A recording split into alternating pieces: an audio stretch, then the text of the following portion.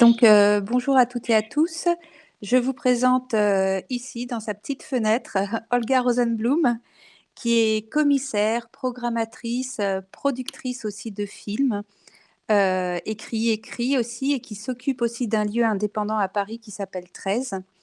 Et donc, j'ai invité Olga aujourd'hui parce qu'elle a un profil très intéressant et elle est vraiment un peu touche à tout, à venir nous présenter quelques pistes de son travail. Et donc voilà, je te passe la parole, Olga. Bonjour tout le monde. Vous pouvez Très, montrer vos petites têtes si vous voulez, hein. très frustrant de ne pas vous voir et de ne pas vous sentir. Euh, Là, je voulais commencer par, bon, avec ces problèmes techniques, je passe un peu sur une première vidéo que je voulais mettre un petit peu pour accueillir tout le monde, qui est une vidéo de danse. Où on voit Guillaume Dustan, qui est un écrivain et qui est aussi un réalisateur de films sur lequel je travaille beaucoup ces dernières années et dont je vais vous reparler après. Danser seul dans sa chambre face à la caméra. Et je me disais que ce genre de vidéo fait du bien en ce moment, chacun seul dans nos chambres. Euh, et, et voilà. Mais donc, je vous reparlerai de Guillaume Dustan et j'essaierai de vous montrer son visage et un extrait de ses films un petit peu plus tard dans ma présentation. Voilà. Bah, d'abord, j'espère que vous allez aussi bien que possible. Euh, et je serai aussi heureuse de vous entendre sur ça euh, au moment de nos échanges, après que j'ai déroulé un petit peu les choses dont je vais vous parler. Euh, je voulais aussi m'excuser par avance si je passe un petit peu vite sur plusieurs choses aujourd'hui. Parce que je veux parler de pas mal de choses. Mais le temps est un peu limité, donc en visio, plus limité que si on avait plus de temps dans la réalité. Et je voulais aussi m'excuser si je lisais un peu mes notes. Pareil, dans le format visio, c'est peut-être plus visible, comment dire, moins fluide la lecture de notes, parce que voilà, les interactions sont un peu limitées.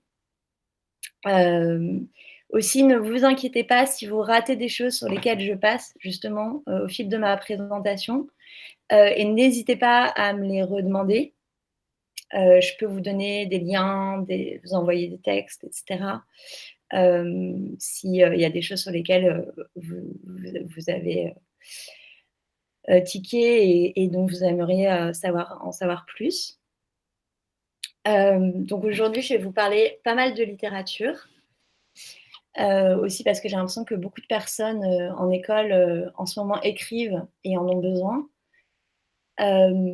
De pourquoi et comment on peut encore imaginer produire de l'art, même quand c'est un petit peu difficile.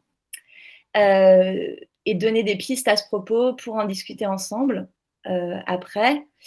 Et vous parler aussi, très important, d'expériences pédagogiques d'enseignement pour adresser aussi les enjeux et les possibles de ce qu'on peut faire en école d'art et comment toutes les questions d'ordre professionnel rejoignent des enjeux et des questions qu'on rencontre déjà en école d'art.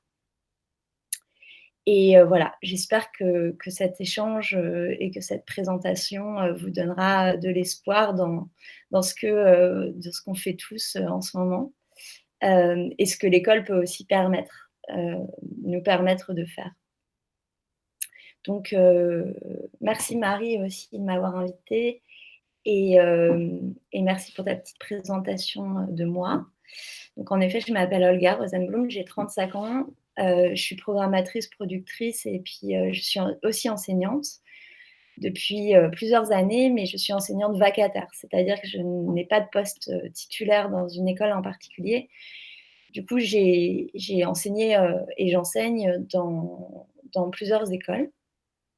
J'ai enseigné à l'école d'art de Cergy, à Parsons School, qui est une école américaine installée à Paris. Et j'enseigne encore, et depuis 4 ans, à la Aide à Genève, l'école d'art de Genève. Donc, ça fait 15 ans que je travaille depuis le début de la fin de mes études et après celle-ci. Mes études, c'était la fac et puis ensuite le HESS, entre théorie et études professionnalisantes. Et dès que j'ai très vite compris que l'économie et l'écologie, du monde dans lequel j'allais travailler dépendaient de moi. Je crois qu'on s'en rend tous compte, assez rapidement et que si je prenais pas en charge cet aspect-là de mon métier, je ne sais pas si j'allais y survivre. Donc ça m'a beaucoup importé très vite, et donc j'ai décidé, de comprendre assez rapidement les rouages, de ce qu'était ce métier et ce monde dans lequel j'allais évoluer et de me les approprier et avec mes amis, collectivement, avec les artistes avec qui je travaillais, avec les commissaires d'exposition autour de moi, les chercheuses, chercheurs, on a décidé de penser notre système d'existence économique, politique, artistique. Et aussi très vite, en travaillant avec des artistes sur la diffusion de leur travail, donc plutôt dans le cadre d'activités de programmation, notamment de films d'artistes. J'ai aussi perçu que l'enjeu, le central, qui pouvait nous faire tous continuer, c'était la production, la question de la production. Alors qu'est-ce que ça veut dire la production?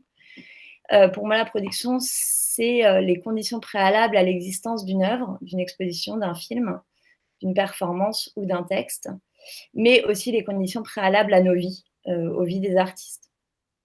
Et ces conditions-là, elles sont matérielles, bien sûr, et elles sont aussi philosophiques, psychologiques, sociales.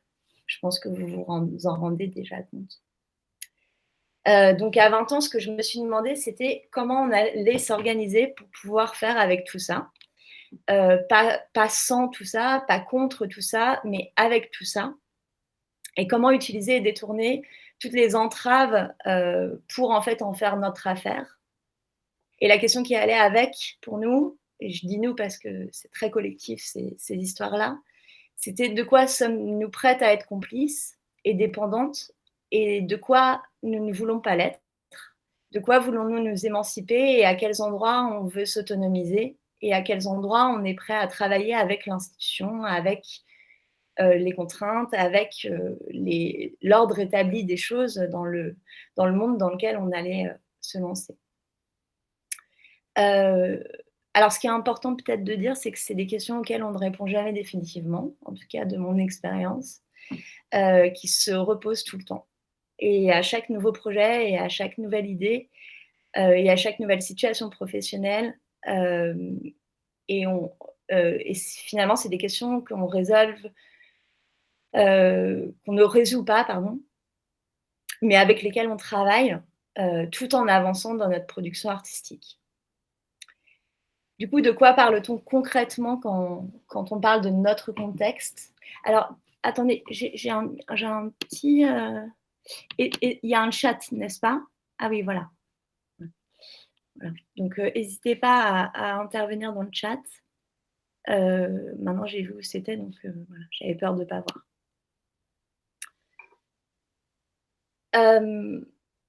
Oui, de quoi parle-t-on, concrètement, comme, notre contexte?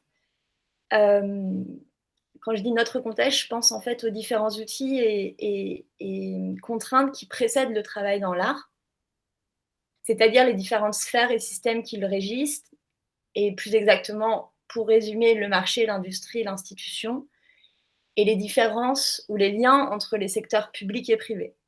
C'est un peu, ça les grands systèmes qui nous occupent et dans lesquels justement, on essaye de trouver notre place, de se réapproprier et de trouver les endroits où on peut évoluer, à travers ça.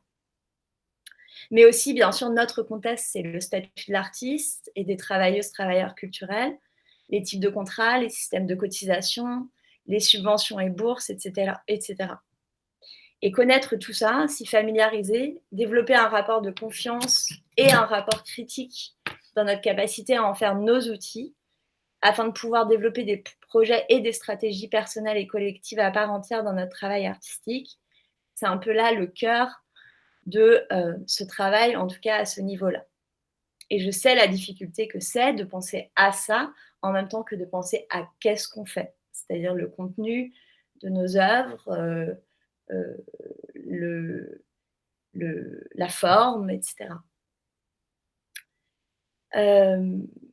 du coup, s'il faut aussi nommer les endroits où ça se passe, ben, en gros, parce que c'est important de se poser ces questions en pensant à des endroits, où est-ce que ça se joue, où est-ce que ça se passe. Et c'est important pour moi de nommer, toutes ces choses. Bah, c'est les endroits de la production, c'est-à-dire l'école, puis l'atelier ou les plateaux de tournage ou les résidences, et les endroits de la diffusion, c'est-à-dire les centres d'art, les musées, les espaces indépendants, internet, voilà. Et puis ensuite, il y a encore une autre dimension qui serait l'espace de représentation qui celle-là, elle serait, l'espace médiatique, spécialisé. Sur toutes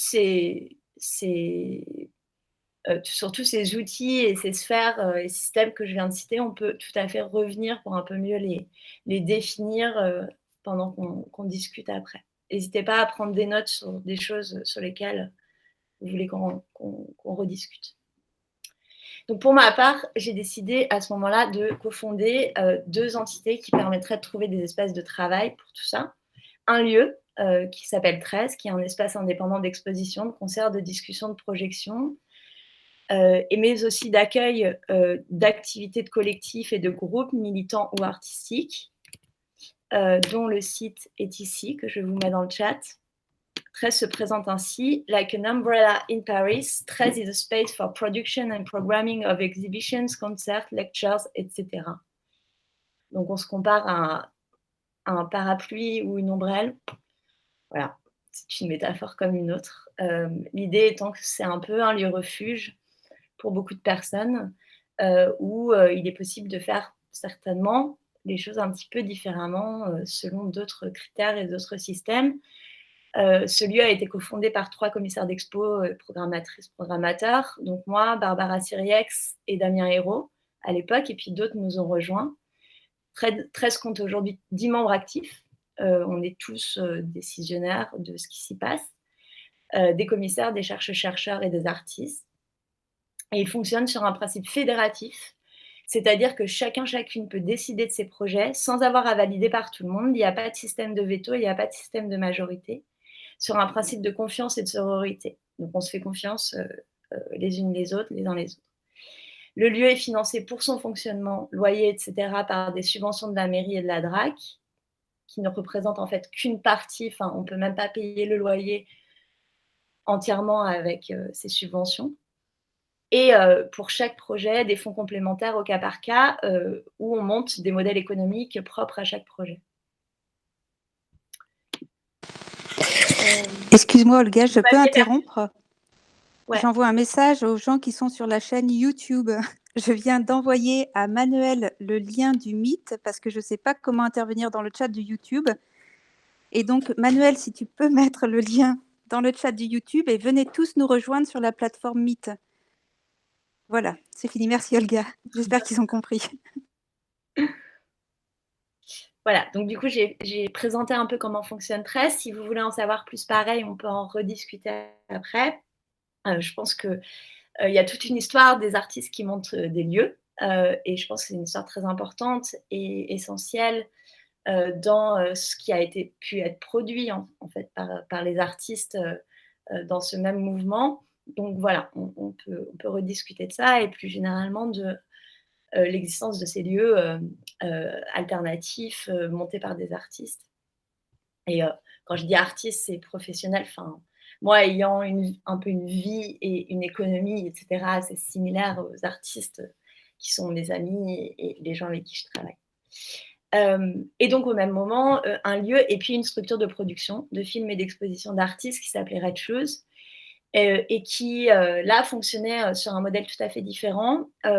Moi, je me suis inspirée, et ça, on peut y revenir aussi sur ce que ça veut dire, de modèles qui sont entre la société de production audiovisuelle, la troupe de spectacle vivant, et l'association culturelle, plutôt type association culturelle locale. On pourrait penser à des actions plus sociales, en fait.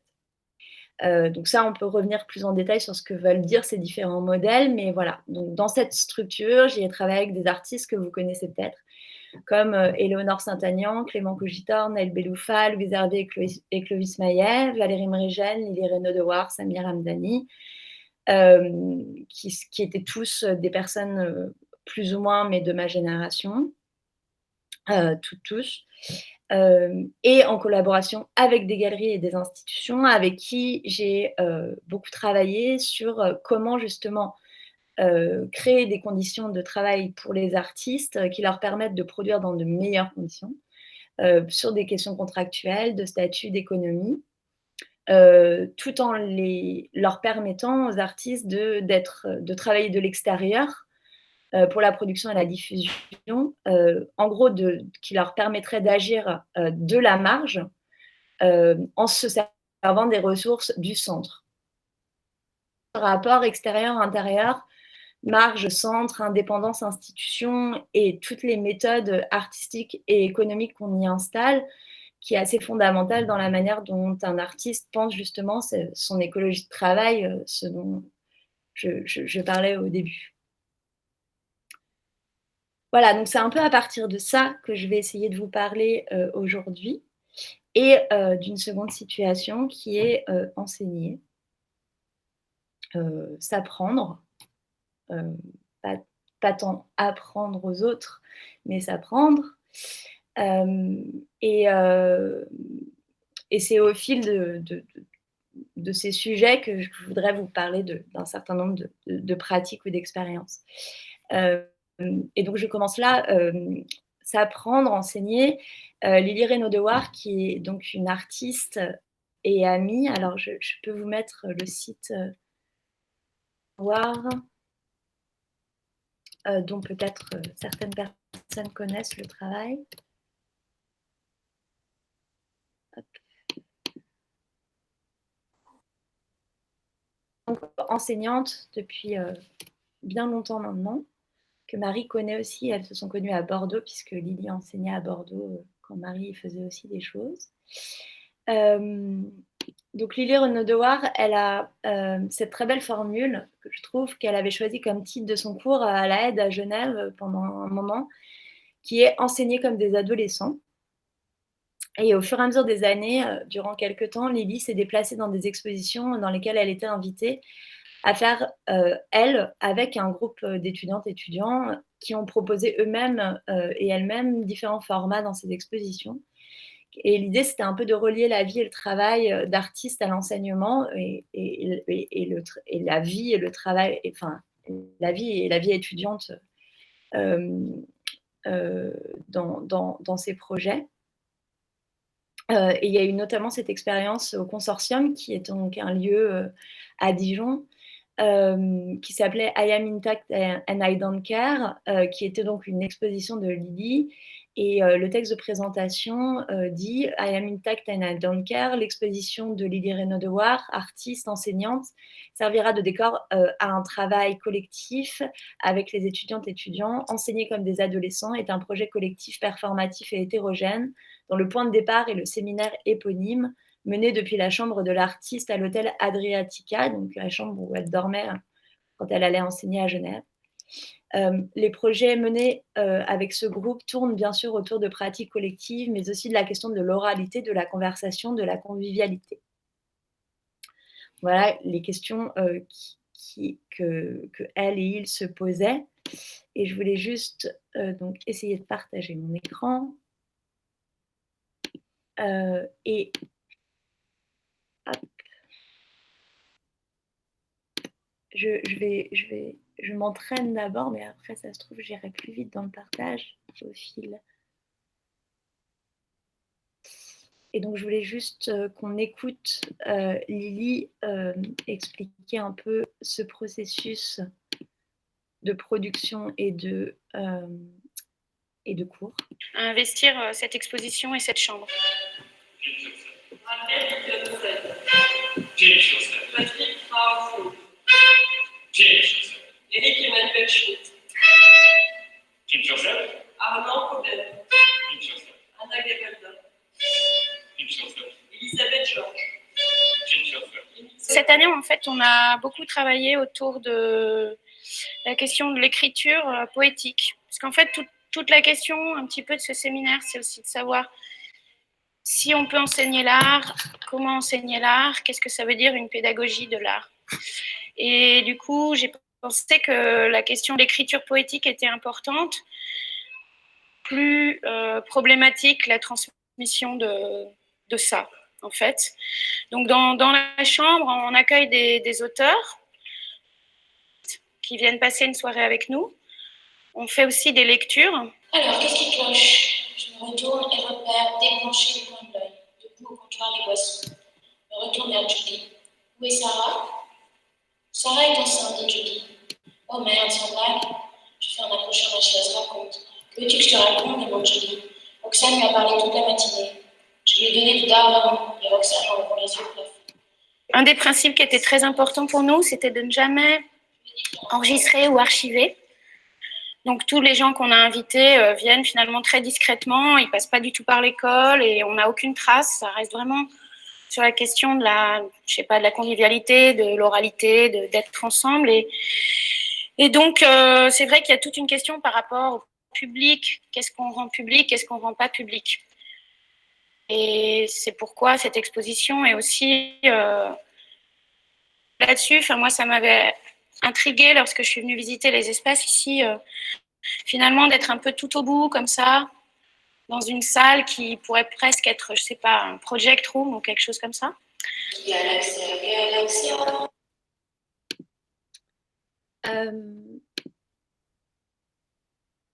Vous n'avez pas réussi à regarder la vidéo, c'est ça?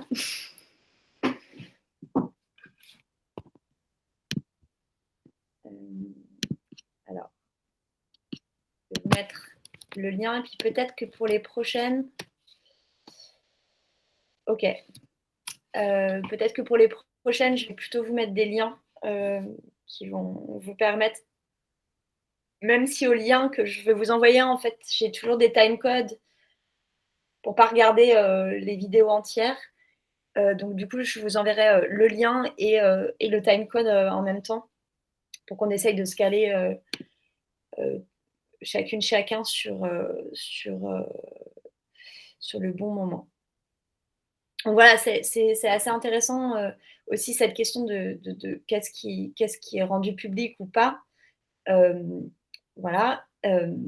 Et cette pratique de la lecture aussi, qui, je crois, dans l'enseignement est une pratique particulièrement, qui peut être particulièrement émancipante et qui permet de partager des choses de manière assez simple dans des formats qui font communiquer en fait les gens à travers des textes.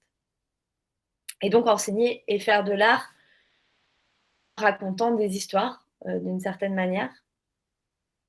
C'est un peu les artistes et autrices auxquels je m'intéresse, je crois, font ça en fait, nous racontent des histoires. Et c'est un outil de transmission qui m'importe beaucoup, qui permet aussi simplement de dire les choses, les nommer, et se poser la question de savoir d'où on parle, d'où on crée, d'où on produit de l'art, et à qui on s'adresse, à qui on le montre, pour transformer un peu les manières de faire ou changer les visions sur ce qu'on porte. Et écouter ces voix des enseignantes et des artistes, c'est aussi un endroit où je crois qu'on trouve beaucoup de matière. Donc en ce sens, je voulais juste évoquer une première autrice. J'ai lu très récemment la dernière traduction parue d'un texte d'une autrice qui s'appelle Dorothy Allison. Alors la version anglaise de ce texte date de 1995, mais Dorothy Allison, elle a été que très peu traduite jusque-là. Et la maison d'édition qui s'appelle Cambourakis,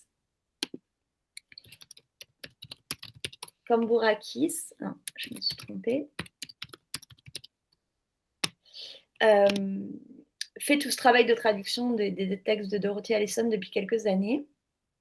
Je vous conseille vivement d'aller voir cette maison d'édition et notamment la collection Sorcières, qui traduit ou publie des jeunes ou moins jeunes autrices qui sont des textes assez rares. Et donc ce dernier texte paru, enfin cette dernière traduction parue, le texte de Dorothy Allison s'appelle « Deux ou trois choses dont je suis sûre ». Et pour un peu illustrer ce que je viens de dire par rapport à la pratique du storytelling, le fait de raconter des histoires, il y a dans ce texte, il y a cette formule donc, qui est le titre, qui revient un peu comme un mantra tout au long du texte. Et notamment, deux ou trois choses, je cite un de ces mantras, deux ou trois choses que je sais, deux ou trois choses dont je suis sûre. Et l'une d'entre elles est que pour continuer à vivre, je dois raconter des histoires, que les histoires sont le seul moyen fiable que je connaisse pour toucher le cœur et changer le monde. Donc Dorothy Allison, c'est une autrice féministe lesbienne américaine qui a enseigné beaucoup également, enseigné plutôt l'écriture.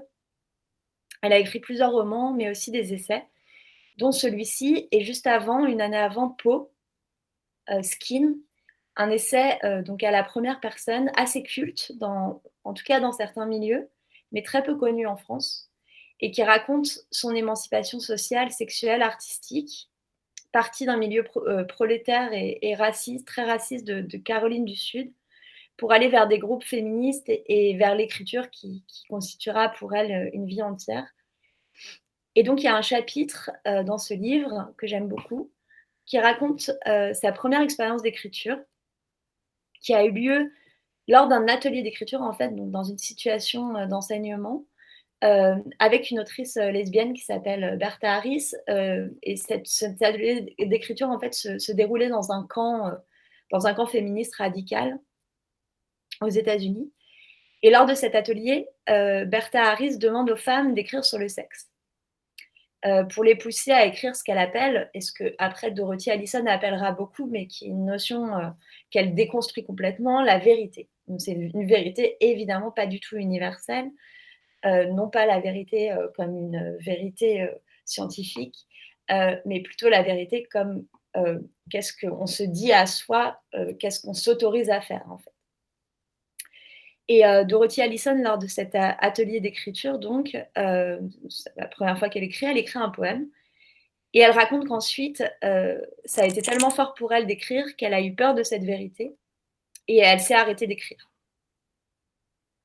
Et donc moi-même, en cherchant des formats de cours plus vivants et des manières de partager des choses avec des étudiantes et étudiants pendant le premier confinement, je m'étais en fait enregistrée moi-même en train de lire ce chapitre en entier.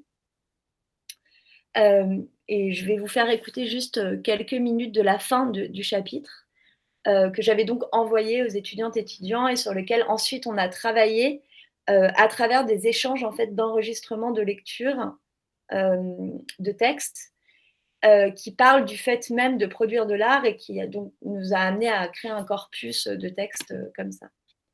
Je vous fais écouter la fin de ce chapitre, lu par donc, moi.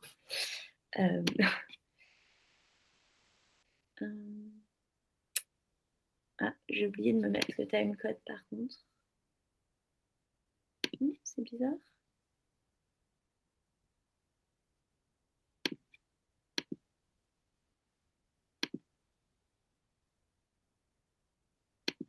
Ah non, c'est bon, je l'ai coupé. J'ai arrêté d'écrire. Et est-ce que vous entendez? Oui? Ok. Pendant 6 mois. Lorsque j'ai repris, je l'ai fait, ce monde. Je remets au début. J'ai arrêté d'écrire pendant 6 mois. Lorsque j'ai repris, je l'ai fait en sachant ce qui était nécessaire. Peut-être pas pour quelqu'un d'autre, mais pour moi, pour la personne que je suis. Écrire signifiait une tentative d'aborder la vérité, pour arriver à lentement la comprendre, au travers des personnages, page après page. Si écrire était dangereux, mentir était meurtrier, et c'est uniquement en évacuant les choses par écrit que je découvrirais où étaient mes vraies peurs, mon réseau souterrain de mensonges prudents et de secrets. Être publié ou non n'était pas important. Ce qui importait, c'était le fait de se découvrir, de se révéler à soi-même. Qui étais-je et que m'était-il arrivé? De façon très curieuse, je n'ai appris ce que je sais qu'à travers l'écriture.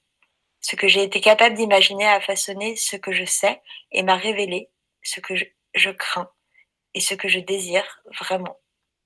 Il est dur de connecter une année à une autre, une action à celle qui l'a précédée, la cause à son effet et chaque acte à son unique et nécessaire réaction. Pendant toute une partie de ma vie, j'ai été trop occupée pour analyser, comprendre en quoi une expérience vécue produisait tel ou tel résultat, ou en quoi telle femme en excluait d'autres. Mais en relisant Lover de Bertha Harris, un soir, j'ai compris que lorsque j'avais écrit Things, j'écrivais en réponse et en hommage à l'amante elle-même, la série de mouvements qu'elle exécute juste pour amener son corps à côté d'un autre. Ou encore que lorsque j'avais cité la famille Botwright dans Bastard Out of Carolina, évitant soigneusement toute référence à des noms comme Gibson ou Yearwood, noms à la lecture desquels tous mes parents de Caroline du Sud se seraient assis et auraient pris des notes pour voir ce que j'en disais, je faisais allusion aux jumeaux de Lover, Bogard et Botwright. Depuis que je sais que je n'aurais jamais écrit aucun livre sans les révélations qui suivirent les conférences de Bertha Harris, je suis frappée de saisir à quel point il est pertinent que j'ai ainsi fait référence inconsciemment et indirectement à mon premier professeur. Ce n'était pas intentionnel et je ne me suis pas rendu compte de ce que je faisais à l'époque, mais toutes ces années, j'ai eu une dette envers Bertha Harris. Elle est celle qui se levait et osait dire ce qu'elle pensait, qui m'a dit de me considérer comme un écrivain et de me montrer à la hauteur de cette responsabilité, et qui a renforcé ma conviction qu'écrire était capital. Certains d'entre nous n'ont pas le choix, dis-je tout le temps à mes étudiants. Certains d'entre nous doivent écrire afin de donner un sens au monde. Sortez sur le papier vos obsessions, vos peurs, vos bizarreries et vos besoins. Vous pourrez décider plus tard d'être publié ou non et pourquoi. Même lorsque je leur dis ça, je sais que je leur tends un piège, le même que celui dans lequel j'ai été prise. L'écriture est toujours révolutionnaire, l'écriture est toujours là pour changer le monde. Chacun de mes étudiants, lorsqu'il écrit la vérité sur sa propre vie, fait partie de ce processus. Et chaque bout qu'il en partage avec moi, qui remet en question ma propre exploration de moi-même, me pousse à travailler plus en profondeur. Le sexe et le mensonge sont le cœur de la question, je le pense. Vous ne serez peut-être pas des écrivains heureux, heureuses, je leur dis, en écho à Bertha Harris, mais vous saurez qui vous êtes et vous changerez le monde parfaitement.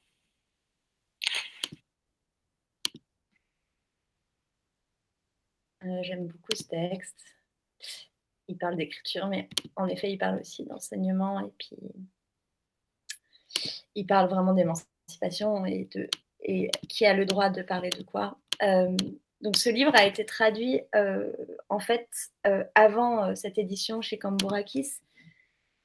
Du coup, je remets le nom. Donc ça, c'était Peau de Dorothy Allison.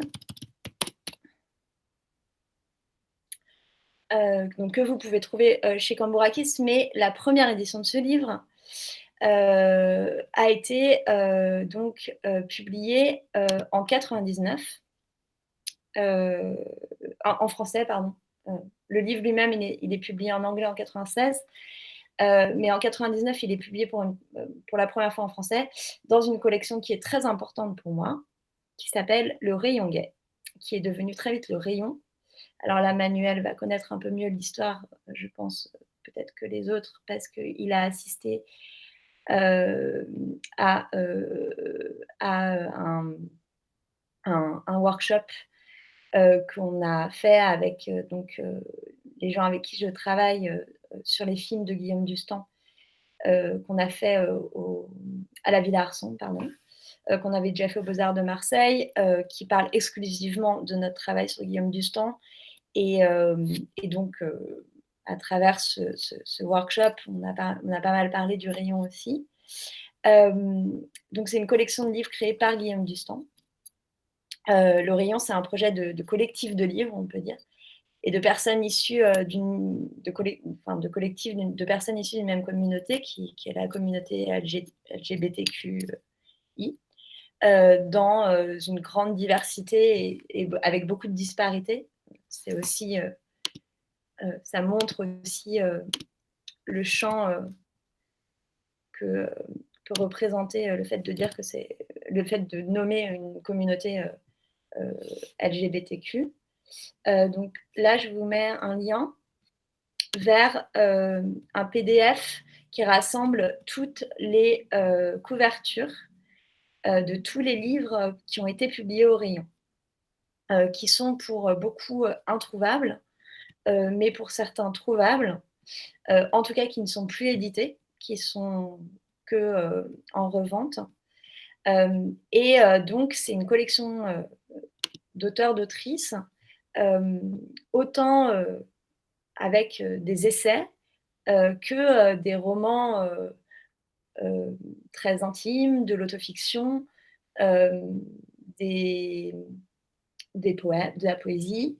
Il y a même il y a même des horoscopes, enfin plus exactement le queeroscope, en 2 volumes. Dustan explique: «J'essaye de créer une sorte de bulle d'énergie avec une dynamique neugantropique qui attire. Je m'agite, j'écris des livres, je crée une collection. Je façonne des gens qui sont assez brillants et je me la joue Warhol. Je crée une factory, quoi». La factory de Warhol, voilà, c'est en même temps proche de la factory et pas du tout.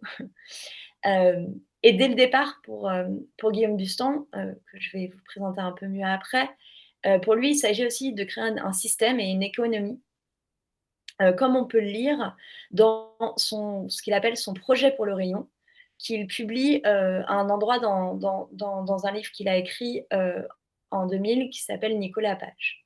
Alors je vous lis ce projet pour le rayon, description du projet. Il est proposé aux éditions Ballant, donc qui sont les éditions qui hébergeaient cette collection, de publier une collection de poches ou de quasi-poches consacrée à l'écrit homosexuel sous toutes ses formes. S'agissant d'un public habitué à la concurrence de nombreuses formes de distraction, il est essentiel d'offrir un produit à prix réduit, entre 40 et 60 francs, et à la présentation accrocheuse sans être vulgaire, est ici très secondaire. En revanche, celle du contenu sera élevée et constante, quel que soit le genre concerné, essais, documents ou fiction, et envisager la parution de 8 à 10 titres par an, se composant majoritairement de fiction et pour le reste de documents et éventuellement d'essais. Il serait enfin nécessaire de réfléchir à la possibilité d'éditer des albums de dessin, photos, peintures, graphisme homosexuel, étant lui aussi peu et mal publié, alors qu'existent en France des auteurs de talent.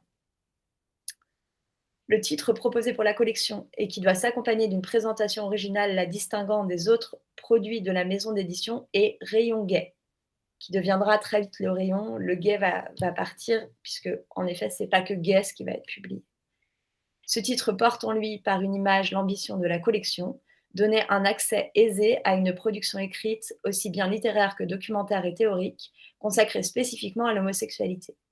En publiant une telle collection, les éditions Ballant combleront son vide dans l'édition française, tout du moins si on la compare à l'édition anglo-saxonne et plus particulièrement américaine. Ce qui fait que, donc en effet, il y a beaucoup de jeunes auteurs de la communauté, plutôt français, qui sont publiés, auteurs-autrices, mais il y a aussi toute une frange de la pensée queer et de la théorie du genre qui est publiée pour la première fois au rayon. Comme les premiers textes de Sam Boursier, qui publie sous le nom de Marilène Boursier à l'époque, Monique Wittig en français, Dorothy Allison, en effet, et aussi Paul Preciado, qui publiait à l'époque sous Béatrice Preciado.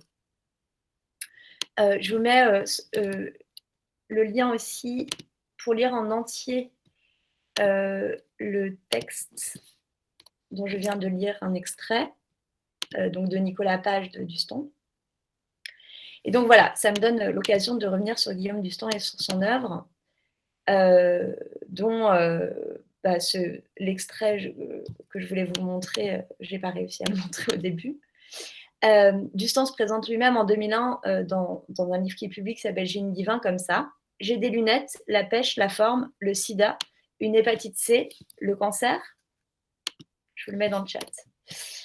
Moi aussi, je voudrais bien en organiser des soirées. J'ai moins de 35 ans, encore pour quelques mois. Je suis éditeur et écrivain. Je gagne 18 000 francs par mois. Je suis pour la transparence. Ce n'est pas que j'aime me faire détester, mais c'est the only way pour tout changer. Donc voilà, Guillaume Distan dit avec humour qu'il a décidé, il y a toujours une forme d'humour très forte chez Distan, mais il dit aussi qu'il a décidé d'être écrivain parce que c'est comme ça qu'on peut tout changer, détruire le système, subvertir l'ordre établi, faire que ça change, rétablir la justice, sauver la veuve et l'orphelin. Et donc entre 96 et 2004, il meurt en 2005. Il est né, donc il meurt à 39 ans, presque 40 ans. Il publie donc entre 96 et 2004 8 livres par période qui évoluent vers des protocoles de plus en plus libres de transcription de l'expérience et de la parole. Il est aussi de plus en plus proche de la scène artistique contemporaine. Il a des amis très proches comme Elisabeth Lebovici, Béatrice Cussol, Delphine Kreuter ou Georges Tony Stoll. Et il construit et déconstruit au fil de ses livres sa pensée philosophique et politique. Et il la précise, il la répète. C'est vraiment la méthode de Dustan de préciser et répéter. Ces films, donc, nous les avons retrouvés avec d'autres membres de 13, donc Pascaline Morin-Côme et Julien Laugier, et montrés dans des cycles d'exposition depuis 2 ans, à Paris, à Marseille, bientôt à Fribourg en Suisse. Et donc ces films arrivent dans cette continuité de ces livres et permettent un peu de les relire et d'éclairer sa pensée politique. C'est ça qui nous a beaucoup intéressés dedans. Donc avec l'histoire de Dustan, comme j'essaye de le montrer, il y a celle de beaucoup d'autrices, auteurs, qu'il a publié lui-même ou avec qui il a travaillé ou avec qui il était ami, et notamment Paul B. Preciado, qui commence donc son livre le plus connu peut-être, qui s'appelle Testo Junkie, qui est publié en 2008 par son expérience de la mort de Dustan. J'ai mis le lien de ce texte-là. Est-ce que ça intéresse quelqu'un de lire? Quelqu'un aime bien lire? Et c'est un extrait très beau où Preciado raconte quand il apprend la mort de Dustan. Juste par plaisir de lire. Non, personne n'est chaude. Bon, bah alors je vais peut-être pas tout lire, mais juste le début, je vous ai mis donc le lien. Donc c'est le premier chapitre du livre et il s'appelle Ta mort. 5 octobre, Tim m'annonce ta mort, il pleure, il t'aime. Pourtant, dans tes derniers livres, tu ne l'as pas traité avec générosité. Il dit c'est William. Il pleure, William était le vrai prénom de Guillaume Dustan, il pleure, répète, c'est William, c'est William. On l'a trouvé mort dans son nouvel appartement de Paris, on ne sait pas. Ça s'est passé il y a 2 jours, le 3, on ne sait pas. Jusqu'à maintenant, personne ne s'est rendu compte de ta mort. Tu as pourru pendant 2 jours dans la position même où tu es tombé, c'est mieux comme ça. Personne n'est venu te déranger. On t'a laissé seul avec ton corps le temps qu'il fallait pour abandonner toute cette misère dans le calme. Je pleure avec Tim, ce n'est pas possible. Je raccroche et la première chose que je fais, c'est appeler VD, Virginie Despentes.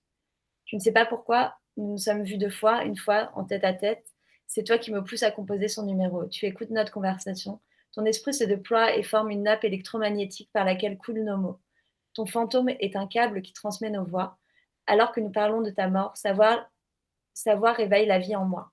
Le plus fort, c'est sa voix, je crois, disais-tu. Je n'ose pas pleurer en parlant avec elle, je raccroche et alors je pleure toute seule, parce que tu n'as pas voulu continuer à vivre et parce que, comme disait ton parrain, un poète mort n'écrit plus.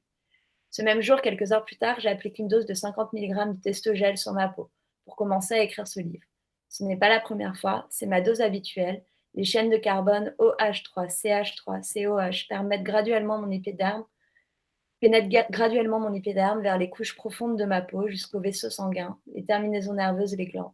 Je ne prends pas la testostérone pour me transformer en homme, ni pour transsexualiser mon corps, mais pour trahir ce que la société a voulu faire de moi, pour écrire, pour baiser, pour ressentir une forme de plaisir post-pornographique, pour ajouter une prothèse moléculaire à mon identité transgenre low-tech, faite de God, de textes et d'images en mouvement, pour venger ta mort.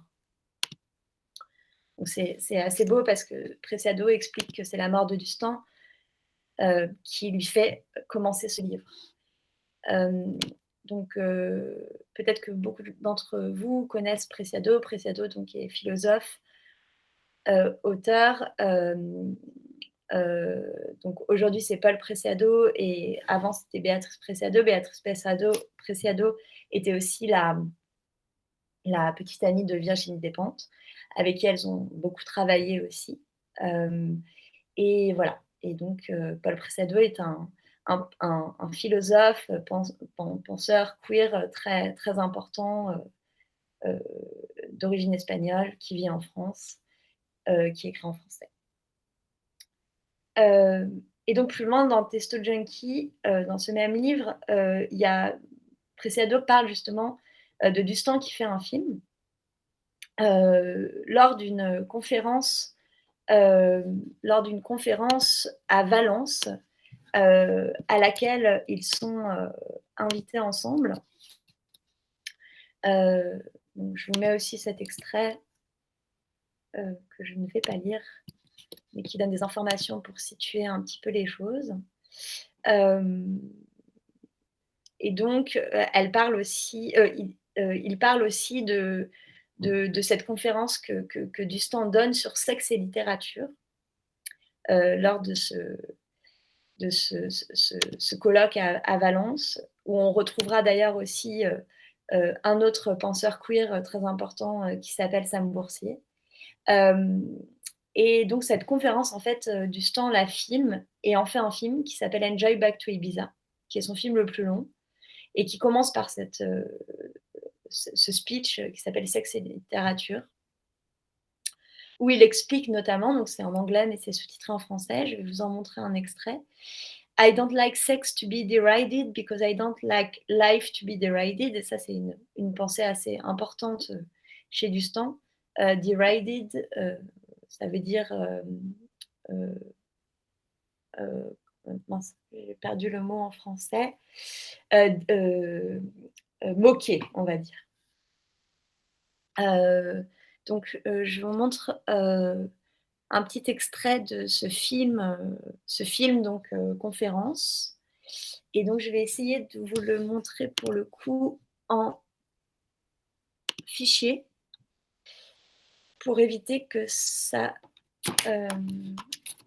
galère à la lecture.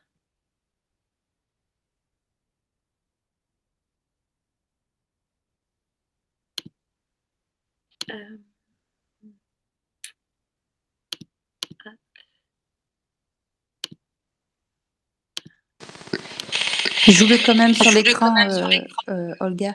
Ouais, je l'ouvre d'abord. Ouais.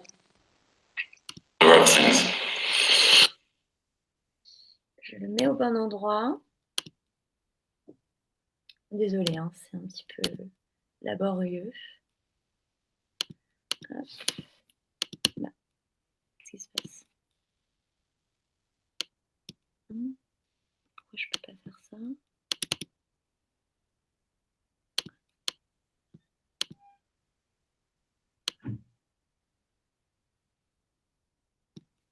Voilà. Alors, présentez maintenant une fenêtre. Ça. Est-ce que vous voyez la vidéo? C'est bon? Oui. Ça fonctionne? Ok, super. Invitación y tengo que ¿cómo se excuse? Excusarme porque I'm going to do the speech in English. Whether, I mean, I don't know if lots of people are going to be able to understand it, but I hate to speak in public. It's a torture for me. I'm a very shy and fragile person, as people who have read my novels know. So it's something I really don't want to do in normal circumstances. So I've decided to do a movie of my speech, and of course this movie has to be done in English to be, to go abroad to gay and lesbian festivals and literature things and whatever. So when Ahmed Adarbash asked me to do a speech, I really didn't know what to talk about first. And then I thought that I should do something general because it's the most difficult things and nobody wants to do them. so I thought that the subject of this colloque was sexuality and art, and as I am a writer, I thought that I should speak about literature. And then when I thought what the relationship between literature and sexuality or sex was, I thought it was a very bad relationship. So I told him, well, just say that I'm going to say that literature doesn't like sex, and sex doesn't like literature either. But there is a very big difference between literature and sex, and we all know it. The difference is that literature is on the side of power, and sex is not. Literature is good, and sex is evil. And we are all brought up in that belief. But this is very annoying because sex is something that is normal. Because I think we human beings come from a race of chimpanzees who use sex as a way of communicating bisexually. They are very well known. And I think the alienation of sex is the ultimate way.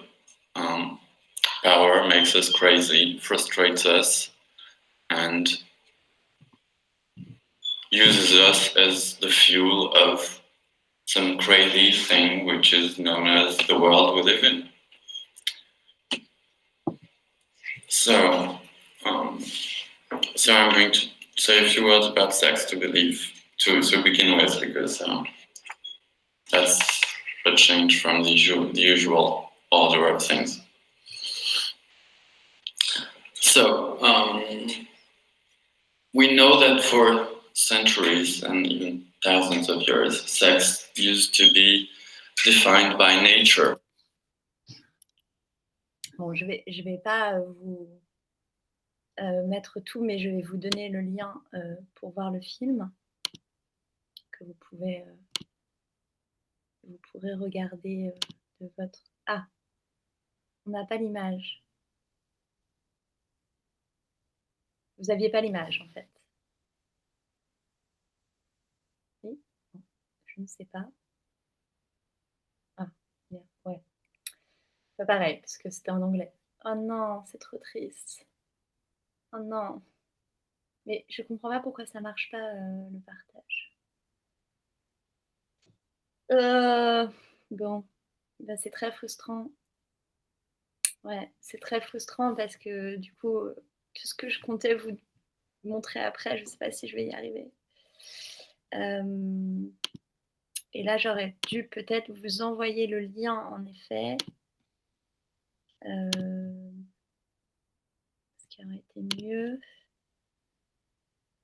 Alors, je vous l'envoie néanmoins. Il ne passe pas grand-chose à l'image. Oui, mais il y a les sous-titres quand même. Et donc, le mot de passe est Elixir. Voilà. Alors, vous pourrez regarder la conférence qui est toute la première partie du film à partir de 7 minutes jusqu'à environ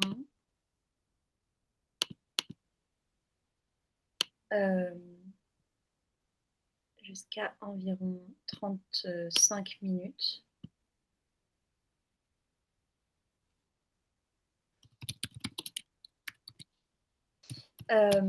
La suite du film étant un peu longue et je pense pas le meilleur film de Guillaume Duston, mais voilà. Vous pouvez aussi regarder le film en entier.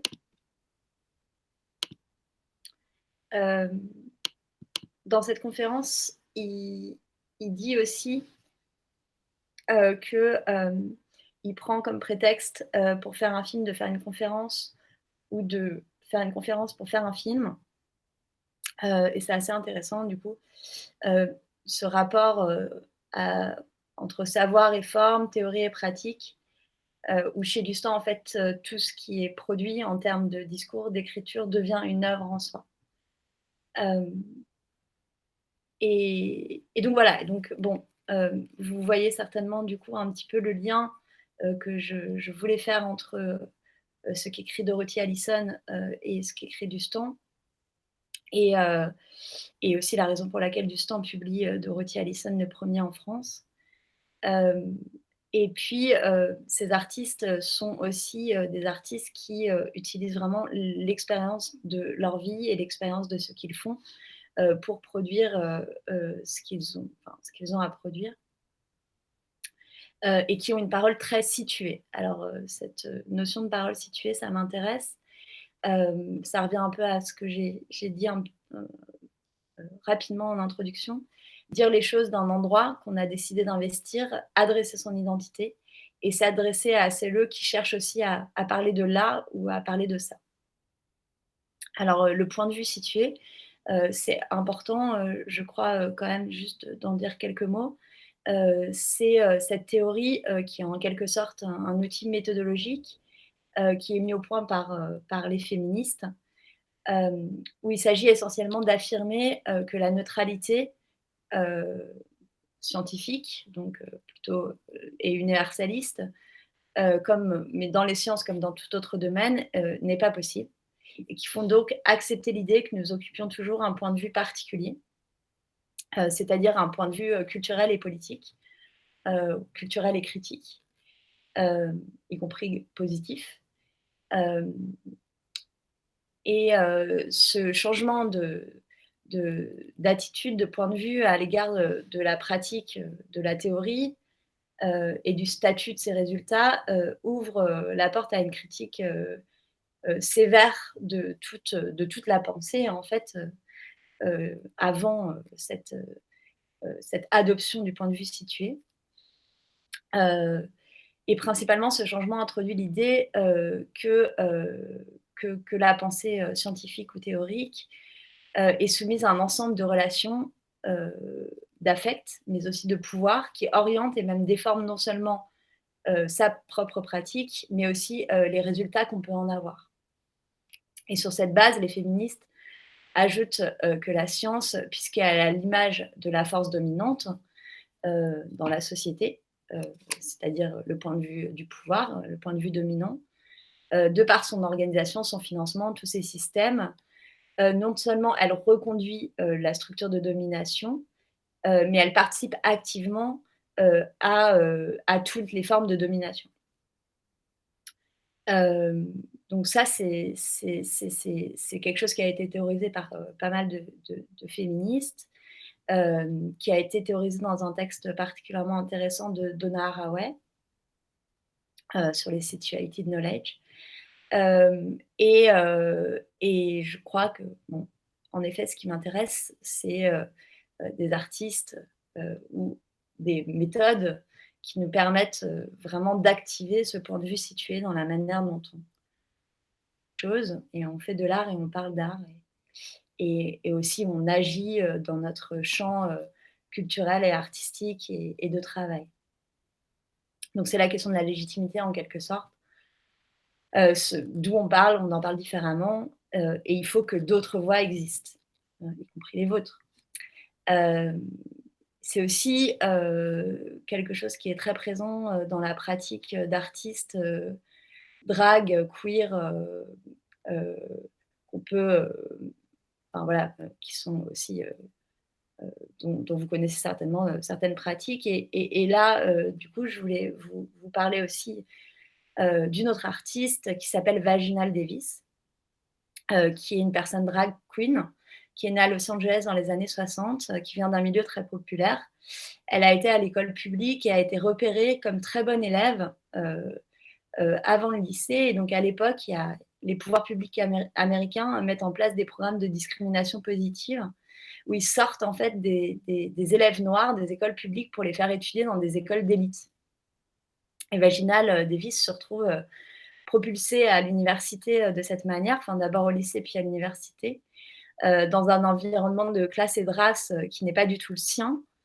Elle s'oriente donc aussi via sa sexualité et sa pratique du drag. Elle s'intéresse spécifiquement à l'université aux études de genre et surtout elle se met à faire de la musique et elle crée plusieurs groupes de punk et de hardcore. Et puis à l'issue de la création de ces groupes, elle crée un club qui s'appellera le Club Sucker, donc à Los Angeles.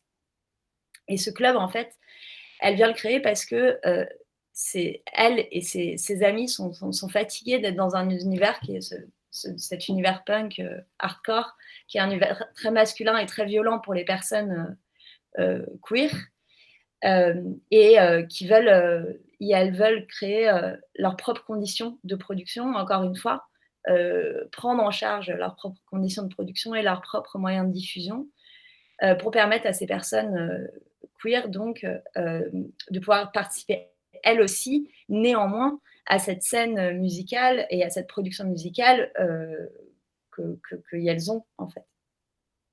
Donc c'est en gros soit abandonner le punk et le hardcore et tout ça parce que c'est trop, parce que c'est pas assez queer, soit créer une scène qui s'appellera donc la scène queercore, que Vaginal appelle aussi comme stratégie le terrorist drag. Là, je peux vous mettre un lien vers un article sur Vaginal Davis et toute cette pratique et cette scène queercore, terrorist drag, et puis le site de Vaginal Davis.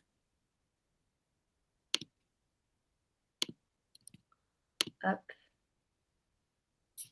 Où il y a énormément de ressources, y compris des sortes de billets qui sont une sorte de journal qu'elle tient, où elle parle aussi beaucoup de son expérience pédagogique. Et elle tient un peu un journal des cours qu'elle donne. Alors, dans la même lignée de pratique Vaginal Davis, dans cette idée de prendre en charge ses propres moyens de production et de diffusion, elle créera ensuite un collectif qui sera un collectif à géométrie variable qui s'appellera le Chip Collectif, dont des théoriciennes, théoriciens et artistes comme Bruce Labrousse, Christophe Chemin, Susanna Zaxeux, Marc Siegel feront partie. Et bien sûr, donc, ce Club Sucker avant ça. Et alors, ce Club Sucker, je précise parce que c'est assez important. En fait, c'est un club qui sera ouvert le dimanche en journée pour permettre aux personnes qui travaillent et qui ont besoin de gagner de leur vie de pouvoir s'y rendre et s'y produire. Ce qui fait que les personnes qui travaillent tôt le matin peuvent aussi participer à cette activité de club. Et des dizaines d'artistes et de musiciens, musiciennes qui ne trouvaient pas leur place dans la scène de Los Angeles s'y produiront. Et puis, enfin, c'est pas tout parce que Vaginal Davis est encore très active, mais dans la suite de ça, elle veut s'approprier aussi ses propres moyens de diffusion et elle crée un zine qui s'appellera le Fertile Latoya Jackson Zine. Fertile Latoya Jackson étant une comparse, donc c'est son nom de drag, Fertile Latoya Jackson. Et là, c'est dans des formes de collage d'images filmées. D'abord, c'est un magazine papier et ensuite, ça devient un magazine vidéo. Et dans des formes de collage d'images filmées, le Fertile Latoya Jackson Zine rejoue un peu la forme télévisuelle pour rendre visible et faire entendre des personnes, des pratiques, des paroles qu'on ne demande pas à la télé. Et ça, c'est une pratique aussi qui, je pense, est très, très intéressante, qui aura quand même une place très importante dans la scène artistique et critique des années 80 et 90 aux États-Unis, qui a été en fait toute l'histoire de la télévision pirate, avec un certain nombre de personnes qui se sont servies de canaux de chaînes télévision publiques qui étaient pour le coup quelque chose qui existait aux États-Unis, notamment sur la chaîne à New York qui s'appelle la Manhattan Cable TV, où n'importe qui en fait pouvait proposer des émissions de télé. Donc oui, c'est une pratique qui aura vraiment son importance. Et je cite par exemple cette télé qui s'appelle Paper Tiger TV. Non, j'ai mis à l'envers. Dont toutes les archives sont disponibles en ligne sur un Vimeo que vous pouvez consulter, et qui est une chaîne télé faite par des artistes critiques et qui aura une activité hyper dense et vraiment très intéressante. Beaucoup d'artistes interviendront. Donna Haraway fait aussi un épisode de Paper Tiger TV, et voilà. Alors, je voulais vous montrer un extrait du début du premier Fertile Latoya Jackson zine vidéo. Mais j'ai bien peur que ça ne marche pas. Ah oui, non, mais je peux. Alors, du coup, je vous envoie le lien. Hop. Bon, c'est juste les 3 premières minutes. Alors, vous pouvez cliquer dessus.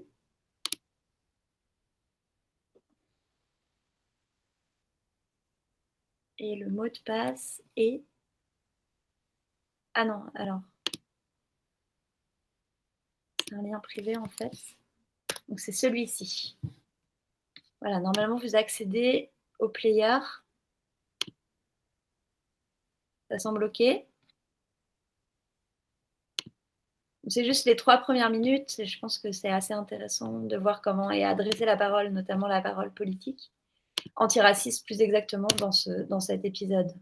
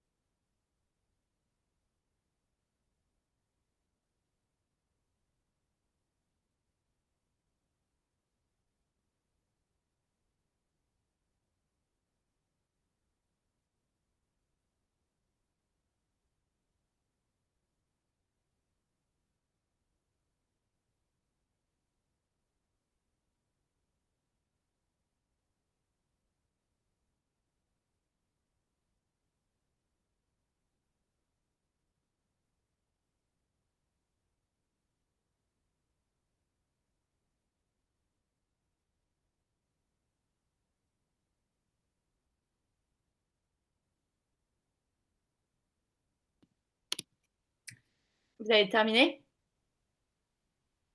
Donc, what makes Fertile mad is that white people think they are not racist or say they are not racist. Yeah. Voilà, c'est assez clair.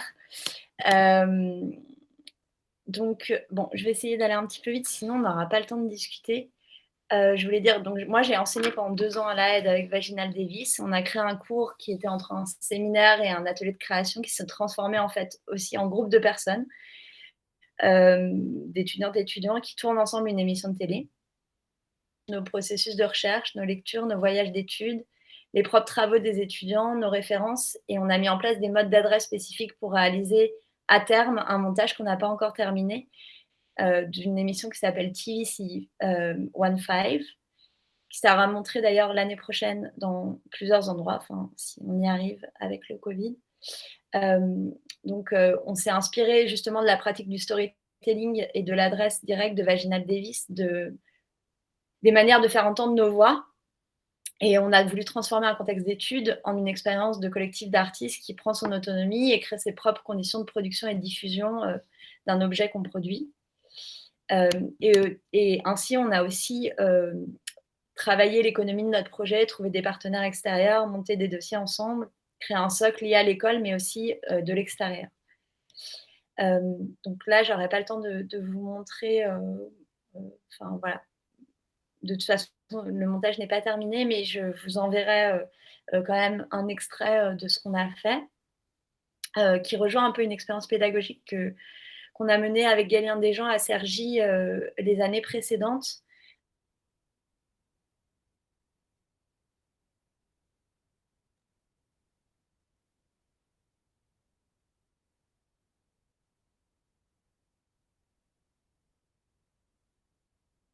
Et donc, on a proposé aux étudiantes et étudiants avec qui on travaillait à Cergy d'investir une friche à la porte de la Chapelle, qui est en pleine gentrification, la gentrification.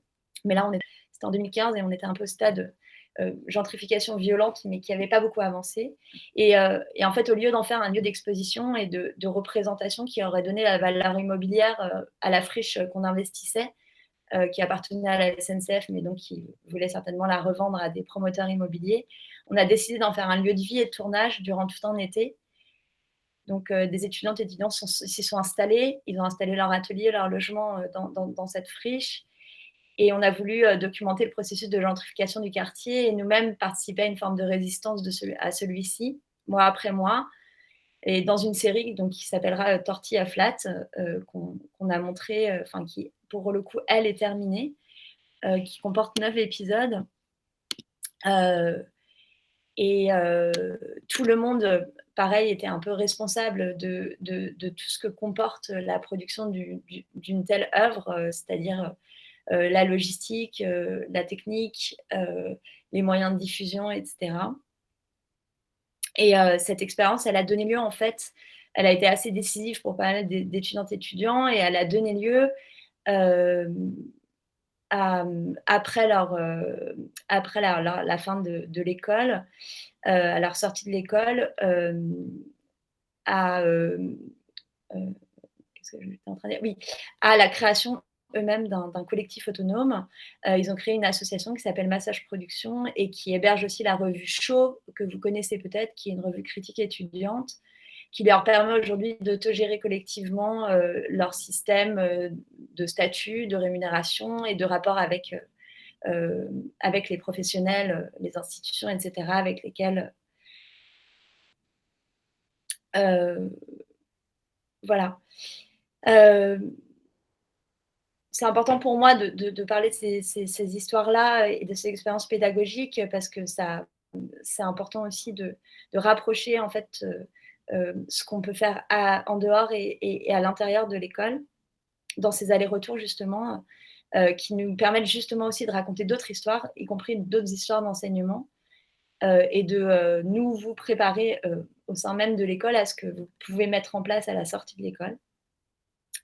Et puis, je voulais vous proposer, pour terminer, mais peut-être que si, personne ne veut lire à haute voix, faut que ça soit moi encore qui lise, de lire, ces extraits d'un mémoire d'une étudiante avec qui j'ai travaillé à Cergy, qui s'appelle Fanny Lalard, qui est aujourd'hui artiste résidente au Keck Bretigny et qui a publié son mémoire comme un recueil de textes sous le titre 11 textes sur le travail gratuit, l'art et l'amour. Je vous mets un lien. Donc, c'est Google Doc. Ça a un petit peu transformé la mise en page. Je voulais peut-être qu'on lise le premier texte et puis un extrait d'un autre. Est-ce que maintenant quelqu'un aurait envie de lire? Ça parle vraiment de la voix d'une étudiante en école d'art, donc du coup, ça serait quand même bien si c'était un de vous qui prend la voix.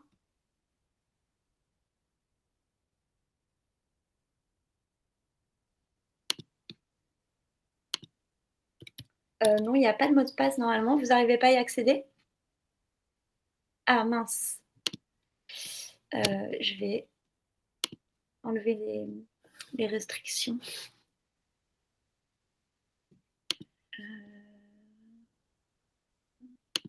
Comment on fait? Tac, obtenir le lien. Ah voilà. Voilà. Normalement, c'est bon maintenant.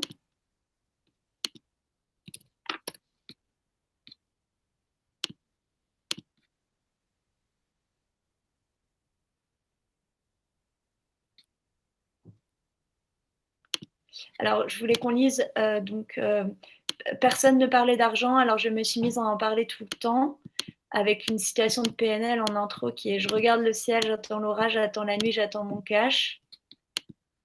Et puis, personne ne parlait d'argent, alors je me suis mise à en parler tout le temps. Quelqu'un veut lire ou pas? Moi, je veux bien débuter la lecture, si vous voulez. Merci. De rien. Alors, aujourd'hui, 2% des diplômés et vivent de leur travail. 1 000 € par mois est le salaire moyen d'un ou d'une artiste aujourd'hui en Europe. 40% des créateurs, créatrices artistiques vivent en dessous du seuil de pauvreté en France. Plus de la moitié des artistes, des auteurs, autrices se partagent 10% des revenus globaux. Et inversement, 10% des artistes autrices se partagent 45% des revenus. 47,6% des artistes à la MDA, Maison des artistes. Important. 300, pardon, merci, à 4 325 € par an. Alors, personne ne parlait d'argent, alors je me suis mise à en parler tout le temps. J'ai l'impression que l'école est un lieu duel qui nous est demandé en permanence de nous extraire, dans lequel il m'est demandé de faire abstraction de la valeur économique du travail que je produis. Sa structure me contraint tous les jours à fabriquer une fiction. Je dois faire un effort d'imagination pour me projeter dans un monde où l'artiste est un être étranger à l'abri de toute nécessité. Je ne sais pas exactement ce que c'est, mais n'a ni besoin de se vendre sa production, ni besoin de faire rémunérer de son travail. Dans le monde de l'art est beau, l'art est pur, car les projets ne sont pas pervertis par le souci vulgaire de devoir gagner sa vie. Croire que j'ai mon indépendance et ma liberté d'entreprendre, alors que seuls les rentières peuvent s'en vanter. On me dit avec l'idée que la précarité peut attendre. Tu auras tout le temps d'y penser plus tard. Pour l'instant, contente-toi de faire comme si ça n'existait pas. Qu'est-ce qui permet l'exploitation, que je vis de stage en stage et celle qui m'attend après mon diplôme? L'idée selon laquelle c'est une forme de passage obligé, un investissement pour le futur, un hop labour, comme en parle Maud Simonet, me paraît bien peu satisfaisant. Autant de rites de passage auxquels je n'ai aucune envie de participer. Mes études se vident de sens. Je ne sais plus ce que je fais dans l'atelier à part attendre que mon avenir miteux se pointe. Je regarde les murs blancs autour de moi et je vois bien que le fantasme de l'artiste qui se nourrit d'amour et d'eau fraîche est une illusion construite pour exclure. Qui peut se permettre de se lancer dans des études qui ressemblent à un pari? Vous voulez que je continue? Je sais pas si je m'arrête là. Il reste pas beaucoup en fait. Ah ok. Alors, pardon. Je ne vous parlerai ni de l'amour, de l'art, ni de la beauté du geste, ni de l'honneur d'être vu, mais de la quête à tâtons vers une forme d'autonomie, comme une balade de prospection. Ce mémoire parle de ressentis intimes, celui d'être en colère, celui d'être angoissé. C'est à partir de ces affects et en les considérant pleinement comme une dynamique de pensée que s'est construit ce corps de texte. Ils sont une tentative pour comprendre des rapports de pouvoir, trouver des outils concrets pour leur prendre possession de l'enseignement que je suis. De l'enseignement que je suis. J'entends travailler non pas à l'échelle du sujet politique constitué, mais bien à celle de la politisation des subjectivités, dans le quotidien, dans l'intimité d'affects de rage enfermés en nous-mêmes, dans la solitude d'expériences vécues, à la violence faite à laquelle on pratique continuellement une autodéfense qui n'en est pas le label. Voilà. Elsa Dorlin, donc cette citation, c'est Elsa Dorlin, se défendre, une philosophie de la violence. Elsa Dorlin, c'est une théoricienne féministe décoloniale qui enseigne à la fac, qui a écrit pas mal d'essais, dont ce livre très important, défendre une philosophie de la violence, et elle revient sur toute une histoire très située, selon son point de vue, et pas du tout chronologique, de l'autodéfense, notamment des minorités sexuelles, raciales, voilà. Et elle développe aussi toute une généalogie des moyens et des stratégies d'autodéfense qui du coup sont des outils très intéressants dont on peut s'emparer. Je vais peut-être m'arrêter là pour ma présentation, si vous voulez qu'on discute. Alors là, j'ai mis, oui, MDA, c'est Maison des Artistes. Ça vous dit quelque chose? La Maison des Artistes, c'est donc l'association par laquelle le statut d'artiste passe. Alors, jusqu'à il n'y a pas très longtemps, tout passait par la Maison des Artistes en termes aussi de rémunération, de contrats et surtout de sécurité sociale. Aujourd'hui, l'URSSAF, qui est un régime plus général des indépendants, a récupéré tout ce qui est financier. Donc les artistes maintenant sont affiliés à l'URSSAF en termes de cotisation et de contrats, mais sont toujours affiliés au niveau sécurité sociale à la MDA, la Maison des Artistes. Et la Maison des Artistes est aussi pour les artistes, pour conseiller les artistes sur leur statut, sur des bourses, sur voilà. Où en fait c'est des artistes eux-mêmes qui fournissent ces conseils-là. Il y a aussi des groupes d'artistes qui se sont constitués, qui sont plus, on va dire, qui ressemblent plus à des syndicats auxquels vous pouvez vous adresser. La Maison des Artistes étant quand même une société de gestion, donc avec, il n'y a pas un point de vue très politique, on va dire, dans leur manière de gérer ces questions.